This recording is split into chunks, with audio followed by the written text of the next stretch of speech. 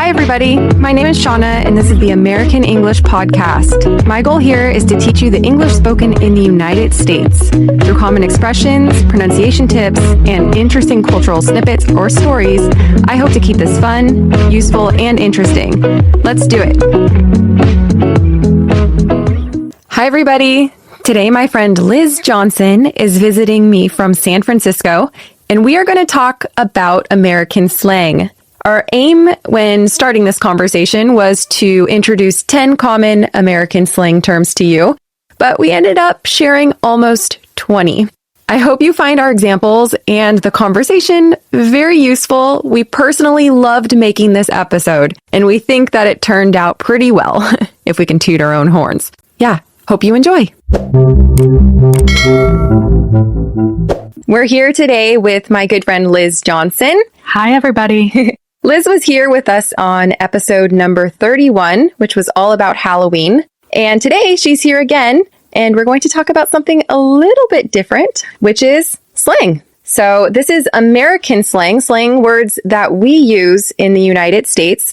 And one thing I want to point out before we get started on the individual words and the examples, slang is a word that is uncountable.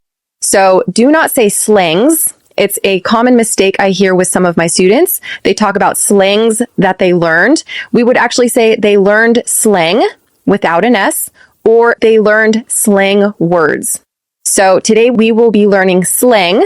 We will be learning 10 different words that we regularly use in conversation. So Liz, I'm curious to know, do you use a lot of slang in regular everyday life? I think like anybody else, sure I do, but it becomes so second nature that you don't really think about the words you're saying and how somebody who maybe isn't a native English speaker wouldn't understand different words. And so for sure, yes. Okay. And the words that we're going to share today, do you consider these part of your vernacular? Do you use these on a regular basis? At least every day. At least every day. So these are very common. So let's get to it. We're going to start off with sketchy, right? So what is sketchy, Liz? Sketchy is a person or a place or a situation that seems dangerous. Okay. And so what comes to mind when you hear the word sketchy? What comes to mind is I live in San Francisco, and when I was looking for apartments there, I was warned not to look at anything too close to the Tenderloin because it's sketchy. Okay, what's the Tenderloin? The Tenderloin is a neighborhood in San Francisco where there's a lot of people who are using drugs and homeless people and people sleeping on the street. There's very few businesses that are operating, and you don't really want to walk through there as an average person. Yes. So I would describe the Tenderloin as sketchy, and a lot of the people there as sketchy, and you could get yourself into a sketchy situation as you're walking through. Do you hear that? A sketchy situation, a dangerous situation, right? So I definitely would agree with you on the Tenderloin. I remember one time I actually booked a hotel there, not knowing that the Tenderloin had a bad reputation. And coming back at midnight is not the safest environment to be walking. Would you ever say the word sketch? I think to be funny, probably. Yeah. Would you? Yeah. It's like an abbreviated form of sketchy, like, oh, that seems really sketch. Oh, yeah. Yeah, I definitely would use that. Also, sketchy we use to describe people. The first thing that comes to mind when I think of a sketchy person is someone who kind of creeps you out. They make you feel uncomfortable. Perhaps you're walking down a dark street at nighttime and there's someone who's walking too close behind you. It almost seems like they're stalking you, like they're following you. And you would describe them as sketchy. Yeah. They make you feel uncomfortable. Now, the next word we have here is chick flick. Yay! Chick flicks. Do you love chick flicks? You know, I wouldn't say that it's my top genre of films, but they are the ones that make me the happiest. Okay, what does chick flick mean? Chick flick is usually like a romantic movie. A rom-com. A rom-com. That is generally geared towards women, that maybe a lot of women would get together and see with their girlfriends, that almost always has a romantic aspect to it. Yes. So chick is another word for girl, right? And flick is another word for movie. That's why Netflix, right? Internet movies, if you guys have never thought about that before. I usually hear guys complain about movies being chick flicks. Oh, Definitely. I don't want to watch that. That's a chick flick. Yeah.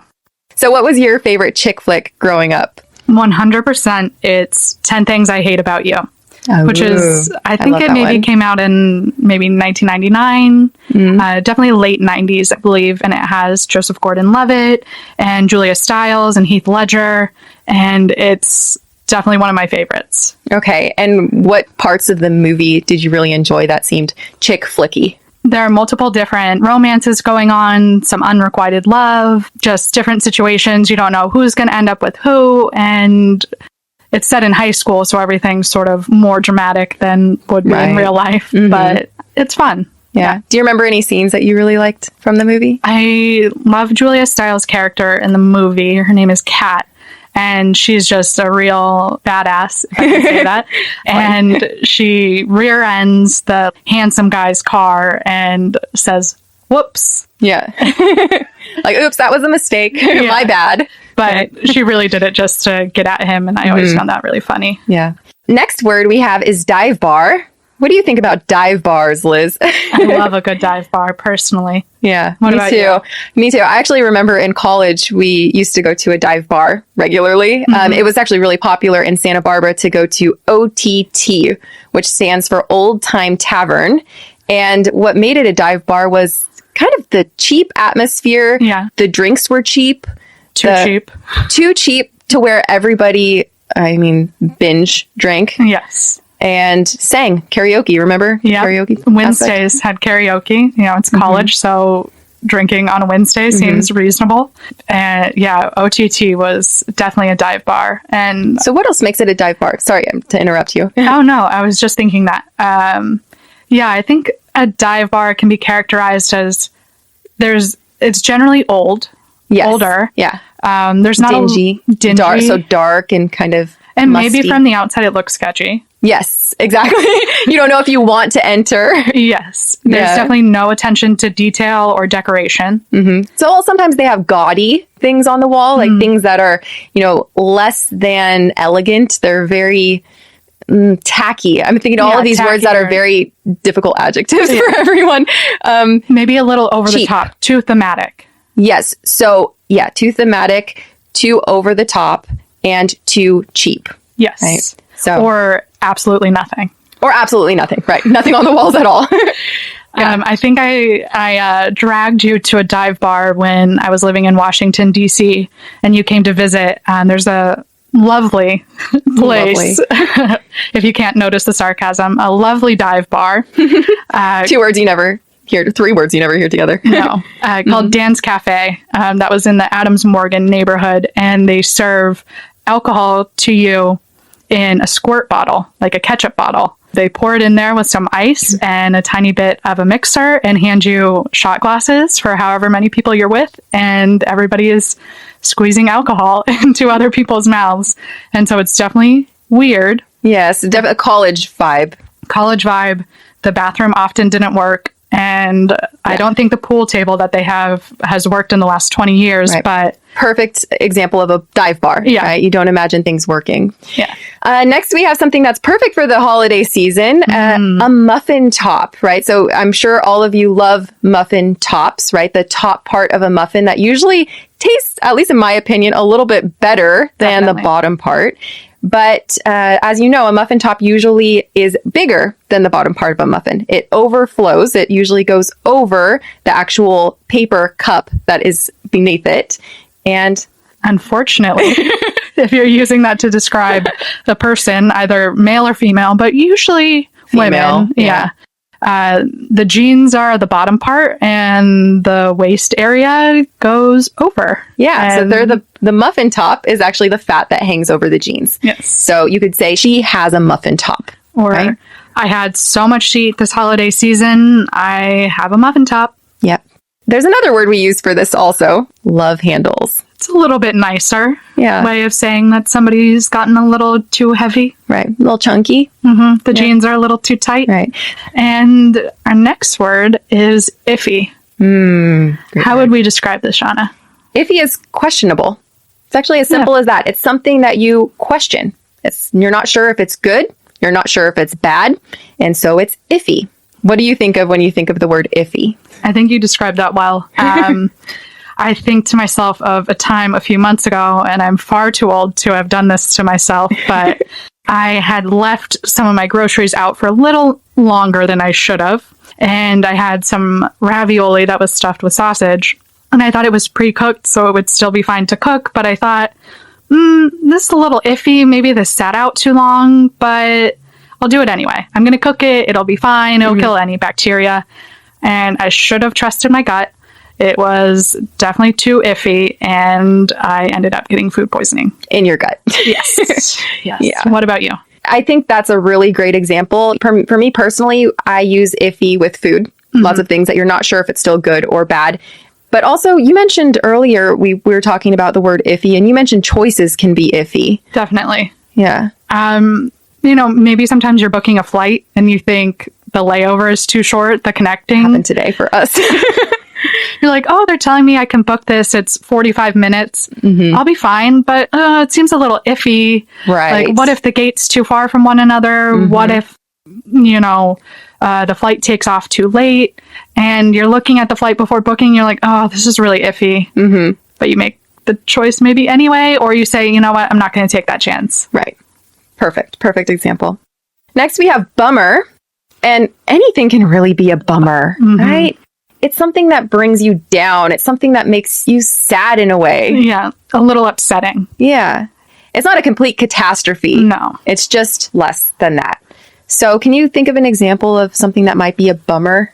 Maybe you had been making plans with a friend to go on a hike and it ends up raining. You can no longer do it. And so you say, oh, that's a bummer. We can't get together or go on this hike we wanted to do, but you make other plans. Yeah. I usually say I'm bummed out if something is a bummer. Like, oh, I'm so bummed out. I have to stay at home and I had been planning to go on this hike. It's such a bummer. Yeah. Right? So we kind of got the verb and also, the noun there. Yeah. All right. So next we have to crash. So to crash, obviously, maybe as a verb, like when two cars crash into one another, but that's not the meaning we mean here. When you ask to crash in slang, is to ask to stay over at somebody's place. Yeah. Usually it's sort of like an unexpected situation or there's no alternative.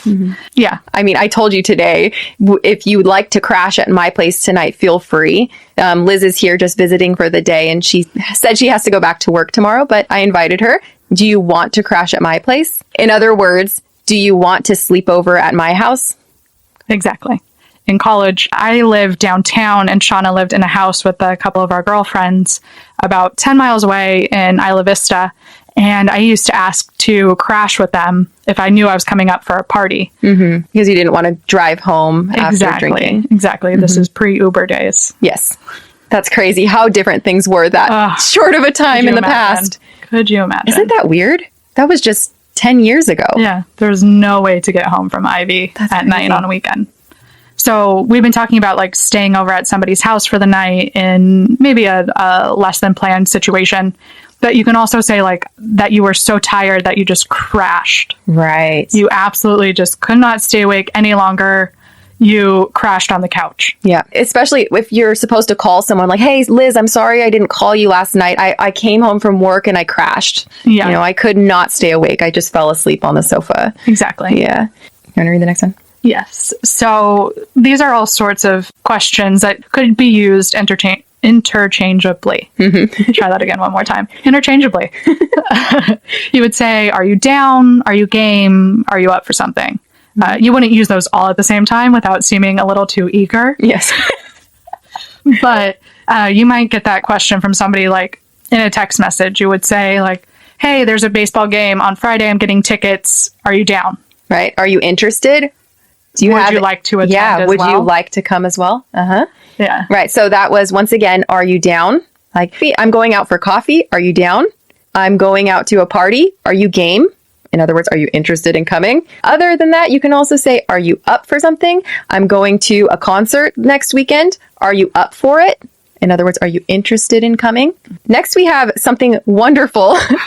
Doohickey, thingamabob, and whatchamacallit. Those are 3 different words. Let me repeat. Doohickey, thingamabob, and whatchamacallit. And we both agreed that we hear this all the time. All the time. But so they are placeholder words when you Exactly. can't think of the actual word that you're trying to say. Most frequently, I think I hear it from my parents when they're maybe a little flustered, they're a little annoyed, and they say, get me that thing over there. Get me that doohickey, that thingamabob, the one that's in the drawer, that blue thing. Exactly. You start describing it. Another one that I hear a lot is when you can't think of somebody's name. And they say, what's her face? Right. What's her face? The girl, we see her at the coffee shop. What's her face? Yeah. What's her face? Whoever that is. Yeah. So I just would like to encourage you guys, if you don't know a word in English and a noun, something physical that you would see around you, perhaps, I don't know, some weird gadget, you don't know the word for it, you can call it a doohickey, a thingamabob, or a whatchamacallit, instead of trying to use, really complex vocabulary Exactly. or losing your train of thought because you can't remember the word. Our next one is schmooze. Schmooze. So how would we describe schmooze? Schmooze is to be extra friendly with somebody in order to get someone to favor your interests. So that can be any type of interest, maybe your personal interests, your business interests, really anything, actually. Sure. Can you think of any examples of schmoozing? Have you ever schmoozed or? Oh, yeah. Well, I am a lawyer now, but when I was in law school, there would be a lot of events where different employers would come. And you'd have your resume, maybe there would be a cocktail hour, and you would have to go around to different associates and partners at firms and schmooze. And you would just be really nice. You'd be super interested in anything that they said in order to hopefully have them remember you and give you a job later on. So I would have to go to a lot of these different events before I finally got employed and just schmooze. Mm-hmm. It's kind of like sucking up to someone. Yes, Mm-hmm. yes. Or kissing their ass, if I can say that. Just kissing ass. You're a kiss ass. Yes, very much schmoozer. So. Okay. What about you? Oh, definitely. My cousin, actually, he's actually not older than me. I would expect someone with this sort of job to be older than me, but my cousin actually schmoozes for a living. He works for a bank, and he has to go find organizations and actually NBA players, kind of random. Oh, that's really cool. Yeah, really cool. To bank with his bank. Oh. It's a small bank, a private one, and he has to go to golf tournaments. He has to go to nice business lunches, and he just has to be very friendly and kind of convince them that their small private bank would be in their interests to, bank with them. Positive schmoozing. Yeah, positive schmoozing. Yeah, sometimes it gives the impression that it's a little bit negative. Yeah. Right? Like someone's a brown noser. Right? Yeah. Somebody's trying to get something, out of you. Like a kid. I can imagine a kid wanting something for Christmas and trying to schmooze, Ooh, Mom, can I help you with the dishes, please? Can I help you? What do you want? Right? Yeah. You're schmoozing. You're trying to get extra Christmas presents or you're trying to get that specific toy that you've been asking me for. Yeah. Yeah. Next one is out of whack. What comes to mind when you think of something that's out of whack? So out of whack is when something's off, when something's just not quite right. Exactly. Maybe you have an early morning flight and the alarm goes off late. You go to the airport and your hair and your makeup are all out of whack and your mind is elsewhere and it's also out of whack. And right. everything is Everything's a just mess. Exactly. Big mess. Yeah, that's a perfect example. I wouldn't even add anything to that, really. I mean, other than mess can kind of be synonymous with that in a way. Yeah. Because, your brain can be a mess. It can be something mental. It can be also physical. Your apartment can be out of whack when things are very disorderly. Nothing is in its right place. When you have jet lag. Yeah, when you have jet lag, right? You're feeling all out of whack. You don't know what time it is, what day it is, where you are, what's going on. You're just all out of whack. Right. You're out of whack. You feel out of whack. Yes, it's not a good feeling. Next, we have ditto. Liz, I love your hair. Oh, ditto. Gosh, Liz loves my hair too. All right. So ditto essentially just means repeat what you just said back to yourself. I feel like we didn't have a lot of the same classes together in college besides our German classes, but I know that in a lot of history classes that a teacher would ask a question about a certain topic to the students and somebody would give a really great answer, very articulate, and you're thinking Maybe to even yourself, more articulate than you. yes, like, oh my God, don't call on me next. And the teacher goes, oh, Liz, what do you think? And you just say, ditto. Right. Like, what he said. What they said. That was perfect. I fully agree. I have nothing to add. Yeah. Ditto. It's great. Very useful if you are at a lack for words or if you don't have anything to say. Yeah. Ditto. Next, we have to half-ass something, which I feel is incredibly common. I've never really heard my students use to half-ass something, although a lot of them actually half-ass But work for you. So to half-ass something means to do something with essentially half the effort. You do something in a lazy, not dedicated way. Yes. Yeah. And it's a verb, so you can say it in a present or past tense. I know that I say, oh, I half-assed that assignment. So we use this all the time, just when we're really not putting as much effort as maybe we should. So you gave great examples already. Homework is one of the things we regularly use it with. For example, and when we were in elementary school, I actually personally didn't do this very often, but I remember a lot of people used Spark Notes. So do you remember Spark Notes? I do remember Spark Notes. The one I used the most was No Fear Shakespeare. Okay. Did you use that? No. But what is Spark Notes? Because I don't think they know what that is.